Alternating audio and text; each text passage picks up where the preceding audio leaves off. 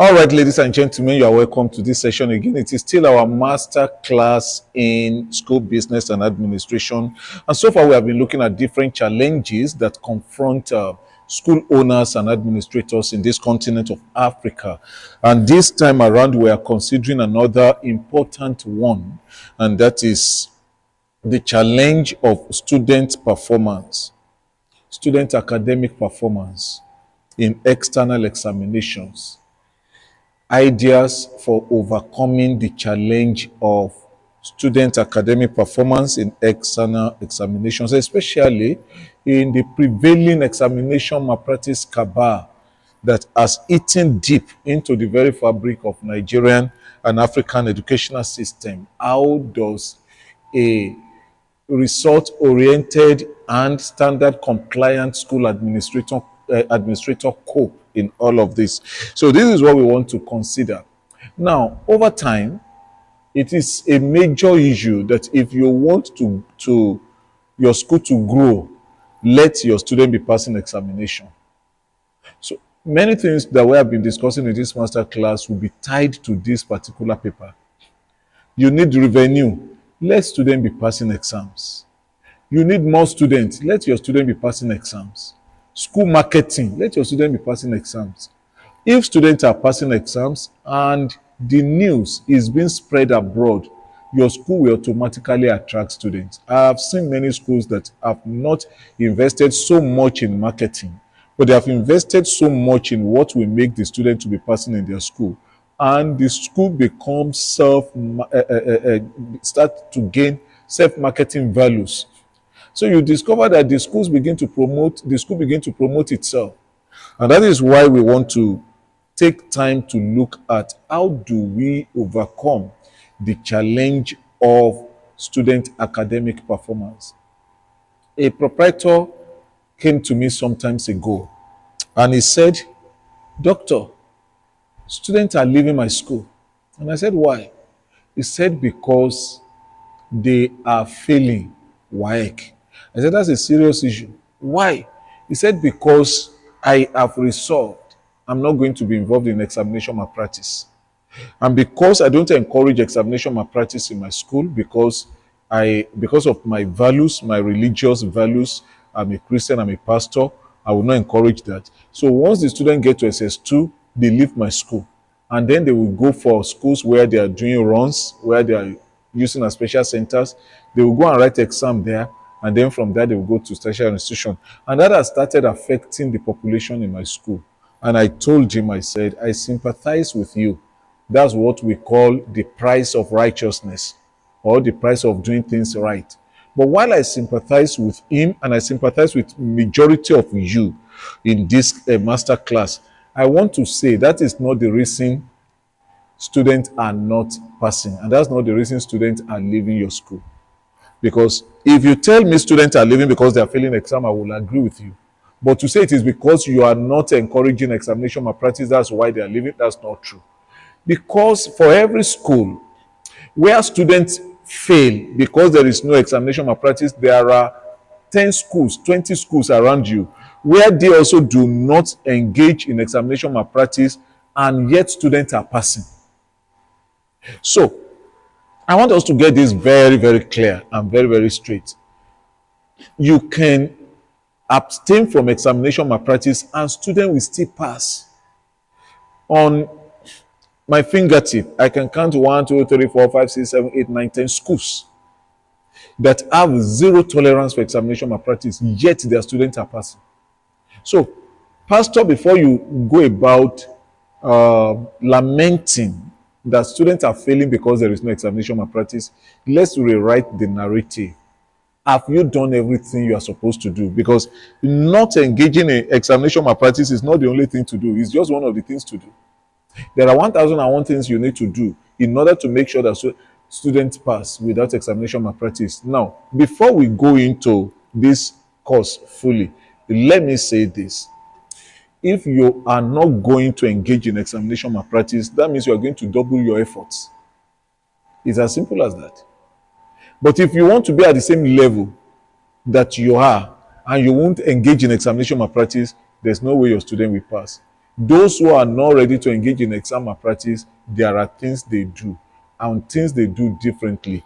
I'm going to share with us 8 ideas, 8 ideas for overcoming the challenge of student academic performance, especially in external examinations. Our keyword, as we normally have keyword for every session, our keyword for this session will be standardization. What did I call it? Standardization. And what we will be talking about is just standardize. I think the problem with many of us is that we have not fully standardized. The things I'll be talking about here, they are common. They are things that you have in your school. What I'm not sure of is whether they are in standardized format. Number one, standardized questions. If you want your student to pass external examinations, then start with standardized questions. It is questions that determine standard in any school. You see, I've thrown this puzzle, I've thrown this quiz into participants of different seminars that I've organized. And I will say that, what do you think are the primary determinants of standard in a school? I've had so many questions, so many questions, so many questions. But to me, I will say if you break it down, break down to this last minutest detail, that will be the standard of questions in your school. How about your standard classrooms? How about your standard laboratories? How about your standard libraries? How about your standard playgrounds? They are very good in offering supportive learning environment, conducive environment for students to pass, but they are not the primary determinants. Why did I say that? Afe Babalola's son did not attend a formal secondary school. He finished primary school. He did not attend the 4 walls of a secondary school, but got a teacher who took him through some of the things we are going to be discussing in this paper, and went to write O-level, wrote A-level, gained admission, and traveled abroad to go and study BSc Economics. He finished BSc Economics and came back to Nigeria, worked briefly with Central Bank of Nigeria before he traveled out again to now study law. So that tells you that as important as this physical and infrastructures are, physical infrastructure is, it is not as important as the content that you have. So how do we measure standard questions? There are some schools where students score 90-something% in internal examinations, 80-something% in internal examinations. Let them face WAEC. They begin to score 40-something%. They begin to score D7, D8. What's the problem? The problem is that the questions that they are dishing out in their schools are very weak, while the ones they are meeting in WAEC are very standard. So there is a gap between the questions that are being dished out in your school and the questions that the students are going to meet in external examinations. So when the students that have become local champions, that are carrying A1 in mock exams, when they get to WAEC like this, they discover that the questions are different ball games entirely. And then they begin to perform woefully. So the first idea is go and rejig the questioning system in your school after this program. Go and do a total overhaul of your question bank as you return to your school. How do you do that? If you are preparing students for IGCSE or GCSE or SAT or UTME or WAEC, if that's what you are preparing students for, now let's take WAEC as our case study. You make sure that all the teachers in your school are using WAEC format questions to prepare the students in the school. That's what we are saying. How do we do that practically? This is how we do it. Mr. Toby is the mathematics teacher in the school. Now, the first topic he wants to teach is indices. As you want to teach indices, we now say that go and look for WAEC past questions. If it is WAEC you are preparing students for, the same thing is applicable if it is A levels or GC or IGCSE or whichever. Now, go and look for past questions. Maybe from 1990 to 2020 or 2023. Go and look for those. Or from 1980. Anywhere you see indices, call it out. Anywhere you see indices, call it out. Any question on indices, call them out. So at the end of the day, you have 50 questions on indices. When you have 50 questions on indices, you now prepare a question bank on indices. How many questions, everybody? 50 questions. And they are all standardized questions. So when you enter the classroom and you say, good morning, class, say, good morning, sir. Today, I want to teach you indices. After introducing the lesson, and you want to give them example number one from the questions, the standardized questions, the 50 questions on indices. You know what that is saying? All the 4 examples you give to them, they are all WAEC questions. Now, after the examples, it is time for classwork. So I'm going to give you 4 questions for classwork, and I will give you 8 minutes to solve it. You go for the standardized questions on indices. You give it to them. So even for their classwork, it is WAEC. They are solving WAEC questions. Now it is time for homework assignment. You still take 6 questions from the question bank, standardized questions. So far, you have used 14 questions, and all the 14 questions you have used, they are all WAEC questions, standardized questions. When it is time for CA, you still look for these 50 questions that you have set. Already you have used 14 out of them. You still have 36 questions. You take 2 out of them, and then you put it in CA. So you have used 16. When it is time for them to write terminal examination, you pick 2 again.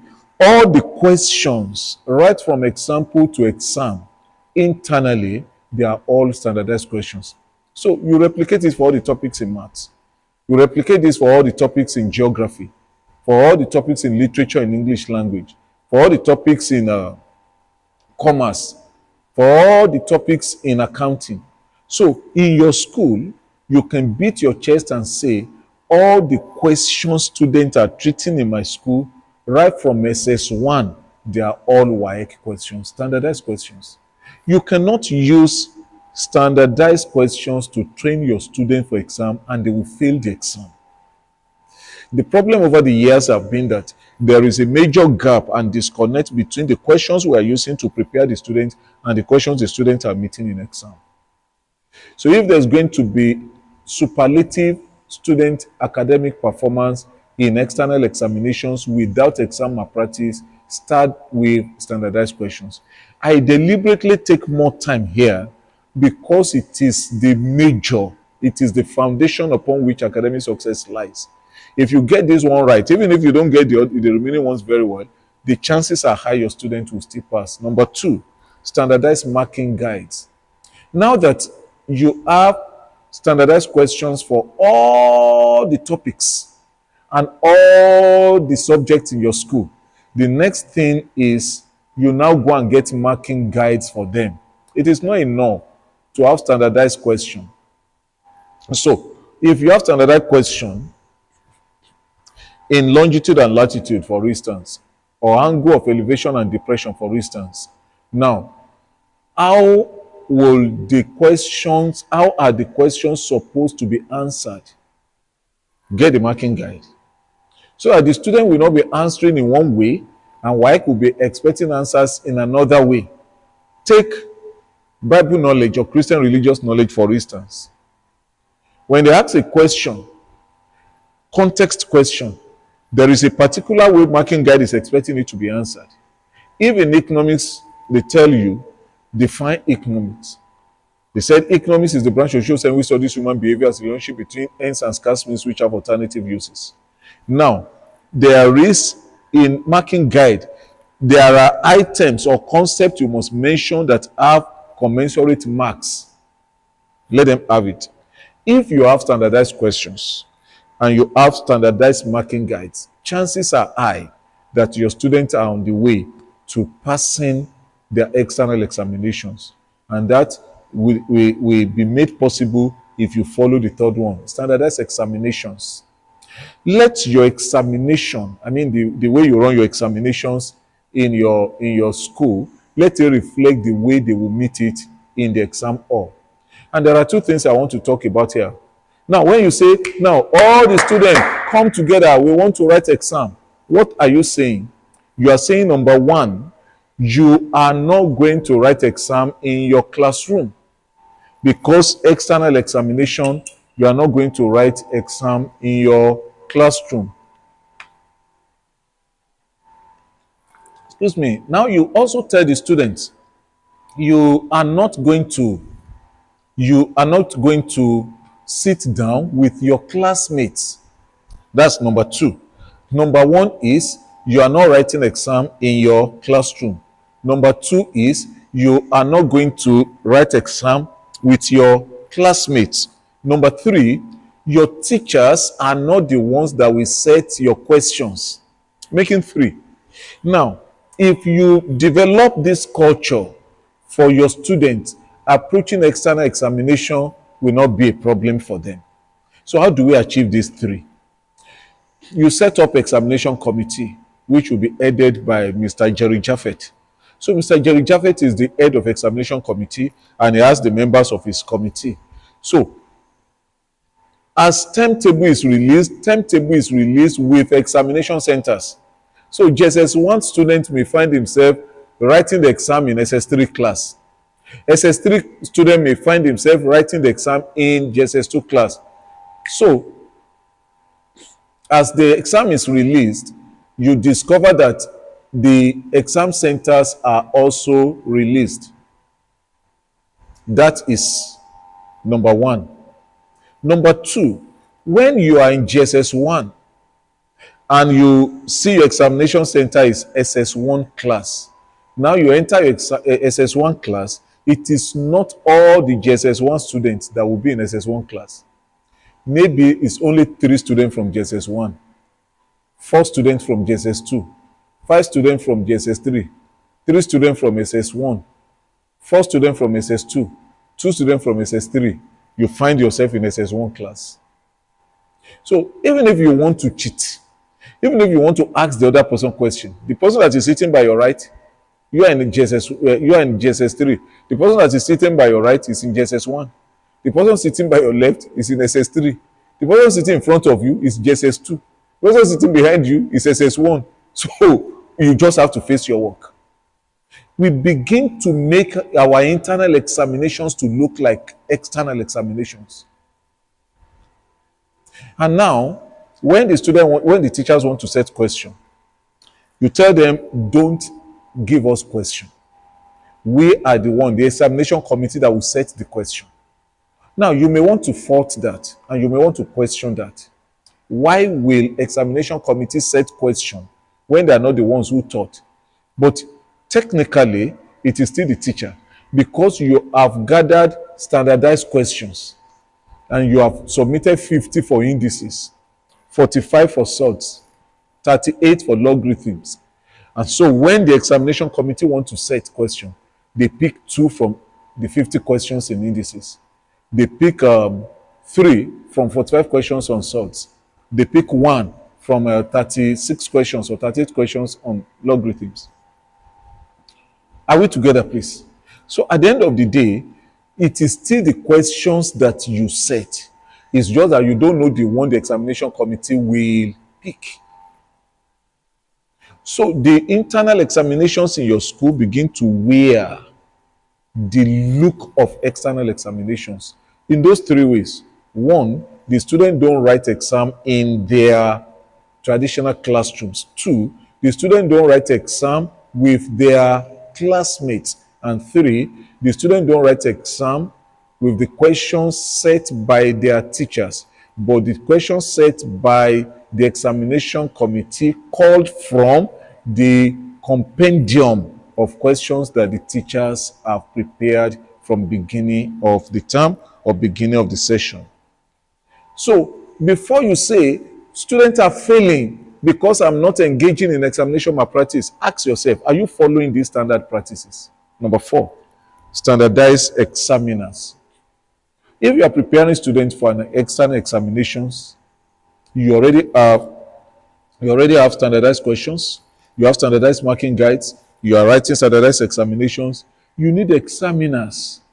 Those who have been marking WAEC examinations for upward of 10, 15, 20 years. They will bring their experience to come and teach the teachers and also train the students on how to answer questions. I remember when I was in Form 4 going to Form 5, we did not have geography teacher. So first term, second term, third term, Form 4, we did not have geography teacher. So this geography teacher just came, Mr. Fale, and he was to prepare us for WAEC. We have barely 2 terms. How are we going to cover geography of all subjects? The man came around and said, look, this is what we're going to do. With the experience of an examiner, physical geography is 18%. This one is so percent. We will do human geography. We're not going to do much of physical geography. Map reading is so percent. If you do geography of Nigeria, you have covered geography of Africa, you have covered geography of the world.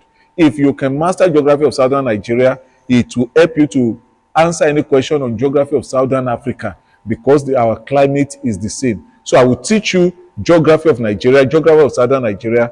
If you understand geography of Northern Nigeria, you can use it to answer questions on geography of Northern Africa because the land mass is the same, weather is the same, climate is the same, so agricultural products will be the same. If agricultural products are the same, the factories and the industries will be the same. Incidentally, religions are also almost. This is how this man started.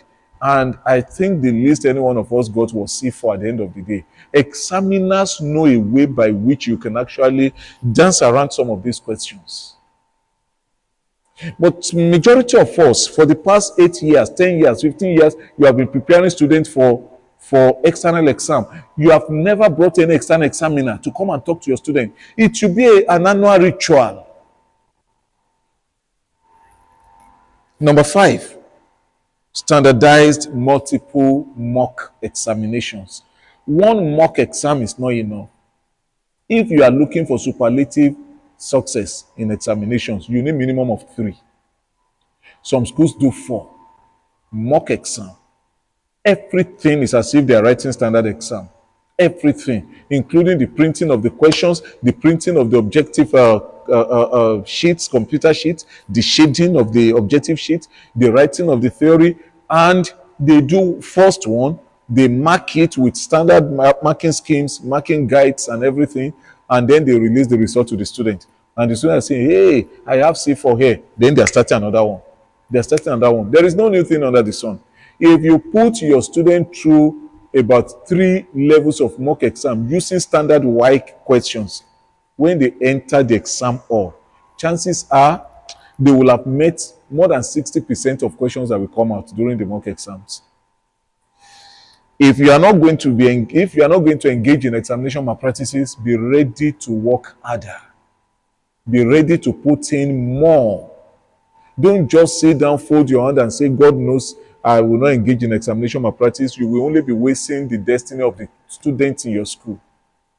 Number 6, standardized academic challenge. Begin academic challenge in your school. It could be you are looking for the school kings and queens, or you are looking for the school champions, or you are looking for schools for the school legends. You can call it any name, but every time there will always be a major competition. Maybe English language and mathematics that all the students in the school will be writing, and it will still be from this pool of standardized questions. Let me quickly take us back a little. We have talked about 50 questions in indices that Mr. Toby prepared.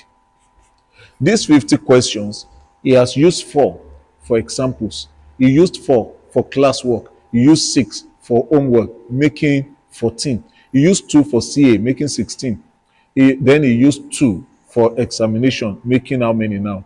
18 questions. That means on indices, we still have 32 questions not used yet. These are the questions we are going to give the students, that they should go and prepare for these questions on indices alone, because that's what we're going to use for academic challenge. The academic challenge takes place maybe around 7th week every time after the midterm. And the best student, we have our cutoff marks. Cutoff marks could be 70% if they are, by the time they are improving, 80%. And any student that has 80% and above will be declared as legends, will be declared as champions, will be declared as icons, will be declared as kings or queens. So what we do is we just want to bring the culture of reading into the school. So you see all the students in the school begin to read. I want to become a legend. I want to become a champion. I want to become an icon. You can even categorize it. You score 90% and above, you're a legend. 80% above, you're an icon. And this one, above, you are a champion. And we are using these same standardized questions. When that happens, you know what will begin to take place in your school. Without asking students go and read, they begin to read on their own because everybody wants to cross over. That is standardized academic challenge. You can call it any name you like. You can adapt it the way you like. But in all the schools where this is being done, students have internal and intrinsic motivation to read, to study on their own. Number 7, standardized student reward. Now, before I go to standardized student reward, when we were talking about the academic challenge, I thought about legends. Now, how do you reward the legends? How do you reward the champions? How do you reward the kings? You decide that. But there must be a reward so that in your school, everyone is running every time to become a king. If in a particular school, they take all of them to supermarkets to go and shop. In a particular school, they take them out to dine with the chairman of the school. In a particular, they have different ways. But if you continue this academic challenge, there are some students that will never become kings. There are some students that will never become legends. So how do you now take care of those who will not become legends and queens or kings or champions or icons? Those who will never score up to 80%. Those who will never score up to 70%. There is something you can do, and that is what we call CTB. Don't confuse it with CBT. CBT is computer-based test. CTB is cross the bar. So while you are planning your academic challenge and you are saying that legend exam, we also have the CTB exam, cross the bar. Cross the bar is you have been on 20% before and you now in this challenge score 30%. We celebrate you. You're on 40% before. When we did this challenge, you scored what now? 50%. You have crossed the bar. That is crossed the bar. What is that doing? While we are celebrating the kings, we are rewarding results. While we are celebrating CTB, we are rewarding efforts. And just like we have said, in Nigeria, the society conspires against hardworking people. The society conspires against diligent people. And so when you see someone who has not at any time done anything meaningful and suddenly become rich, they give him chieftaincy title in the village. They give him a chairman building committee in the church. And they started inviting him for luncheon here and there. But someone who is working 35 years in civil service without stealing anything, nobody recognizes him. That is why promotion of internet fraudsters, Yahoo, and other kind of corruption thrives in our society. Because this society does not reward hard work, diligence. So in your school, you change that rhetoric, you change that narrative. You say that even if you don't score 70, if you cross from 40 to 50, we are going to celebrate you. So you now see a child going home with a medal on his neck, beaming with smiles, and say, "Mommy, I was celebrated in school today." And mommy said, "Why would they celebrate someone scoring 40%? We are not celebrating the marks, we are celebrating the effort. Effort he has made to move from 30-something to 40-something. I think you need to bring that back. Like I've said, some students may never get to 80, but they can actually move from 30 to 40, 40 to 50, 50 to 60. And don't forget, it is standardized questions we are using for this exam, for this challenge. If they can have 50% in your school, you know they will dust WAEC at the end of the day. Finally, standardized differentiation techniques. In order to now help students with different academic capabilities. We want to have differentiation so that we will know who to concentrate upon and what to do to help others. You see, most times when we lump the best student and the weakest student together, two problems may happen. Number one, we may be carried away by the brilliant ones that we will forget the weak ones behind, and they're in the same classroom. Or out of passion that we want to help the weak one, we begin to drag the brilliant ones behind. That is why the first differentiation technique is have different classes for them. So you know that those who are very, very good, above 70 and 80, they are in class A. If that will sound somehow, put them in class C. It is not what you call it that matters. But you know that when you enter class C, once you just give them 3 examples like this, they have caught it. Now, those who are between 50, 60, put them in class B. And those who are below 40, put them in class A or class C. That is the first type of differentiation technique. The idea is when you enter the class of those who are below average, you take more time to explain. And they are not dragging down anybody because they're all in the same. And once they begin to improve, you move them to another class.